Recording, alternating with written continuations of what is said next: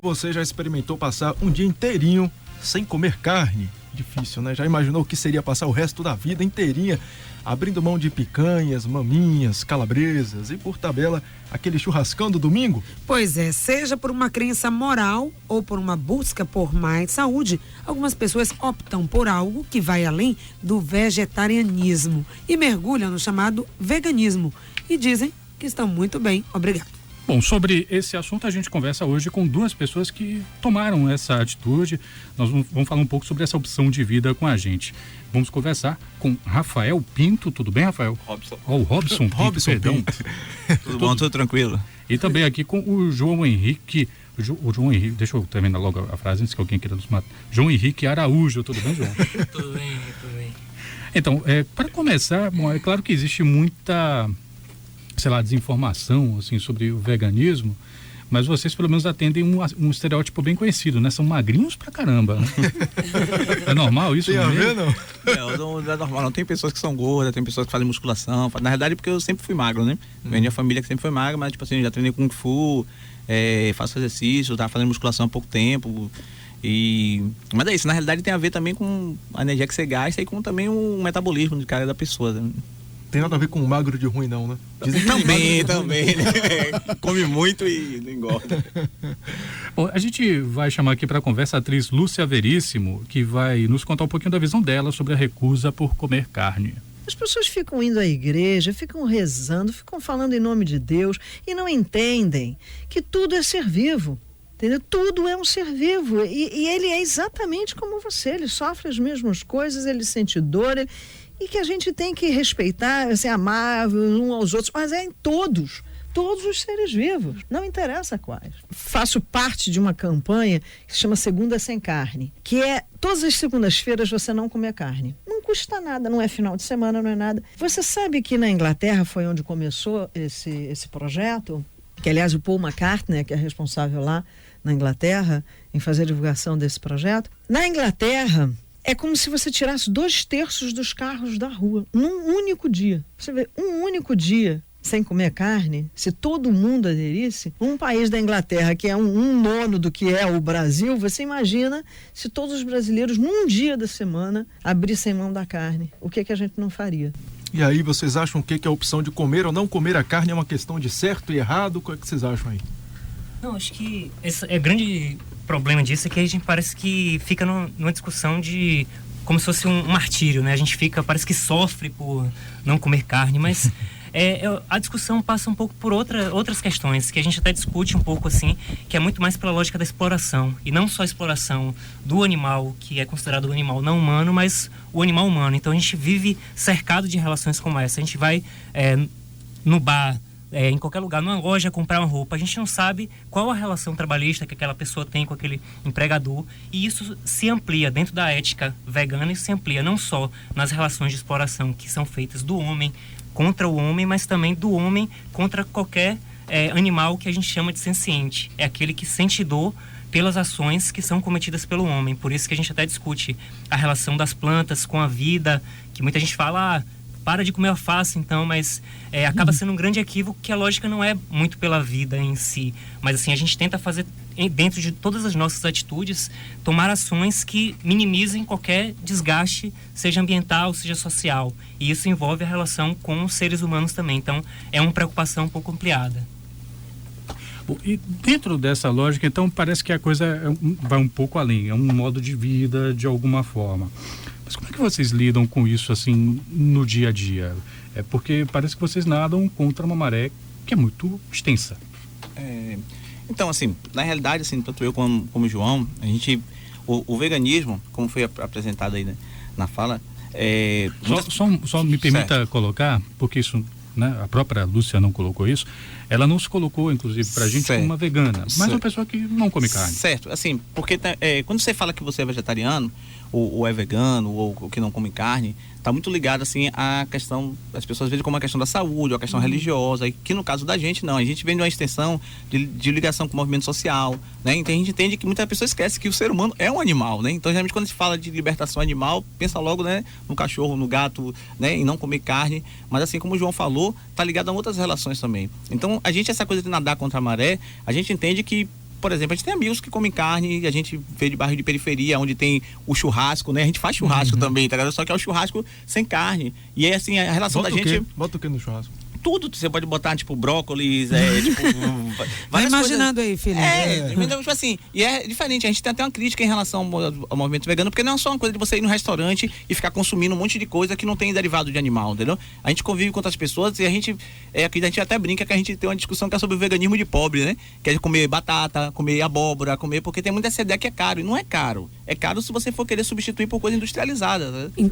Assim, para ficar mais claro ainda para o nosso ouvinte, para você que está, enfim, ligando o rádio agora e está tendo acesso e contato com essa informação nesse momento, qual seria então a base mesmo? Você já explicou isso, mas para ficar mais claro ainda, do veganismo, o que move isso? Onde é que está a tese de vocês aí? Não comer carne por quê? Na verdade, eu acho que até vou pedir desculpas aqui para participar, um pouquinho na pergunta dela.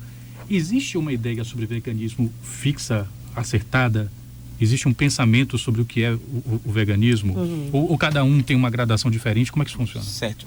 O veganismo, ele vem com uma resposta ao vegetarianismo, que o vegetarianismo vem de vegetos. Por incrível que pareça, não é de vegetal. É de vegetal, alimento forte. Então tem ovo lá que é vegetariano, tem pessoas que comem peixe, enfim.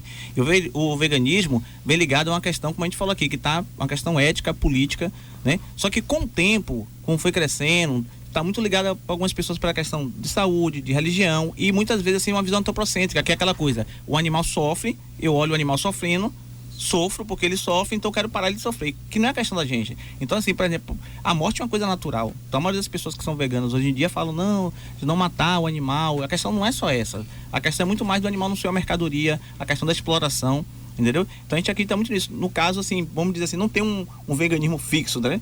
E inclusive o texto que aconteceu, que motivou essa coisa assim, é muito de um veganismo que a gente até brincou. É um exagero, mas tem isso. É uma ideia de que a pessoa se preocupa muito mais com o animal não humano do que com o animal humano que somos nós, né? Relações sociais, de fome, de miséria, de não ter casa. Né? O Robson está se referindo a um texto que saiu, acho que na Folha de São Paulo, do Pondé, em que ele meio que fez uma chacota, assim, com relação ao tempo. Hoje nós estamos aqui falando sobre veganismo. Estamos recebendo 2 veganos aqui em Salvador, Rafael Pinto e João Henrique. Opa, sempre está querendo rebatizando você aqui no Frequência. É Rafael. Doravante, você é Rafael. Vai ser Rafael hoje, acabou. Robson Pinto e o João Henrique Araújo. A gente está falando sobre veganismo, que grosso modo representa mais do que uma opção por não comer carne, segundo eles estavam explicando para a gente no bloco anterior. Envolve também uma questão de não exploração entre os animais, entre homens e animais irracionais, por assim dizer. Política aí por uma questão trás, política, né? Que a gente vai retomando aqui ao longo da conversa, mas a gente vai saber agora como é que fica uma questão alimentar dentro da discussão do veganismo, que é a questão da vitamina B12, que é muito presente na carne. Quando uma pessoa se decide por não comer carne, ela, de certo modo, também deixa de comer vitamina B12 em tese. A gente perguntou, então, para a integrante do Conselho Regional de Nutricionistas, Lindonor Santana, como é que se procede, então? Ela é encontrada em grande quantidade na carne e na gema do ovo. Então, as pessoas que optam pela alimentação isenta de alimentos de origem animal estarão consumindo alimentos pobres nessas vitaminas que são importantes. A vitamina B12, ela atua principalmente no metabolismo da transmissão da sinapse nervosa, sensação de cansaço, às vezes irritabilidade, porque a velocidade dessa transmissão, desses impulsos, depende muito desse cofator originado dessa vitamina. Existem suplementos interessantes que podem ofertar não só a vitamina B12, mas outras vitaminas do complexo B que são importantes na produção de enzimas, de cofatores, que participam do processo de transmissão da sinapse, de elaboração fazem parte do ciclo da cadeia respiratória, da obtenção de energia. E aí, Robson, João, virei vegano, tirei carne da minha rotina aí, como é que eu faço para ingerir B12? B12, como é que faz para ingerir? Isso, hoje, em vários alimentos já são suplementados com B12, ou você pode também ter uma suplementação oral ou via injetável. Então tem essa opção que é a único nutriente, por assim dizer, que não é acessível para as pessoas que consomem, não consomem produtos de origem animal.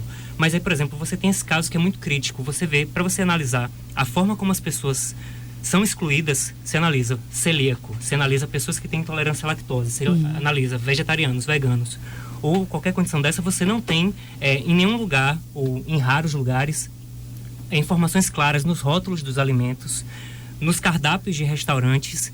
E, assim, eu entendo isso como um caso que é um absurdo, porque é um problema de saúde concreto para algumas pessoas, como o caso dos celíacos, por causa da questão do glúten, e em outros casos, e que a gente não encontra isso. Você pergunta a pessoas que trabalham no restaurante, eles não sabem dizer se naquele alimento tem ou não produto de origem animal. Então, em alguns estados e em alguns outros países, em Florianópolis, por exemplo, você vai no restaurante, tem informações sobre quais são os pratos veganos.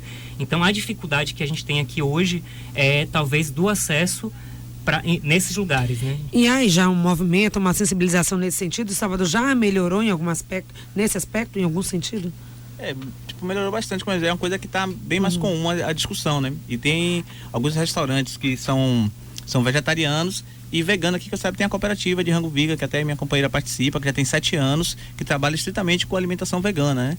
E é uma cooperativa que fornece alimento delivery, né? Faz buffet de aniversário, festas, né? Tipo, festival de pizza, tudo vegano. Mas como o João falou, a gente tem essa dificuldade. Uma dificuldade que não é do vegano. Na realidade, como a gente fala, é uma discussão, a gente foca muito nessa coisa da política, porque na realidade qualquer coisa que você faz, você deveria saber o que tem ali dentro, né?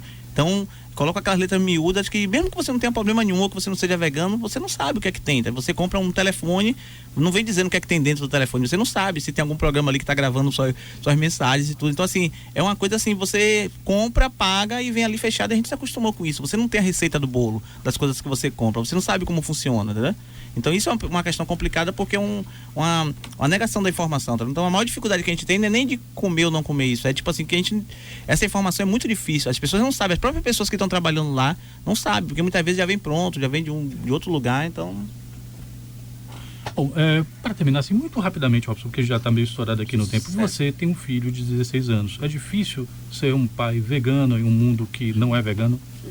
Não, acho que é a mesma coisa de você ser um pai não racista no mundo que é racista, você ser um pai não homofóbico no mundo que é homofóbico, entendeu? Você ser um pai que tem uma alta educação, que não seja, tipo, tem que ganhar dinheiro no mundo que todo mundo pensa em ganhar dinheiro, né? Na realidade, assim, quando ele completou 3, 4 anos, a gente começou a conversar, explicou a ele o motivo, e ele sempre saiu, tem amigos, estuda, nunca aprendi ele, nunca proibi, falei, olha, lá fora você come se você quiser, entendeu?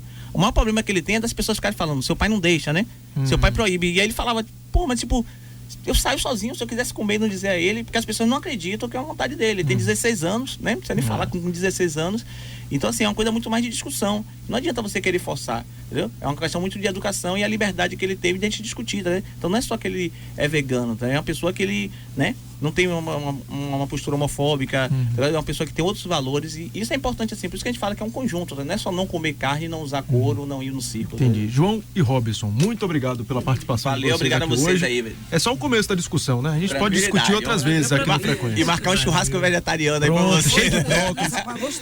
Cheio de brócolis. Pode colocar um molho barbecue em cima do brócolis? Se puder, já melhora muita coisa. 6h40.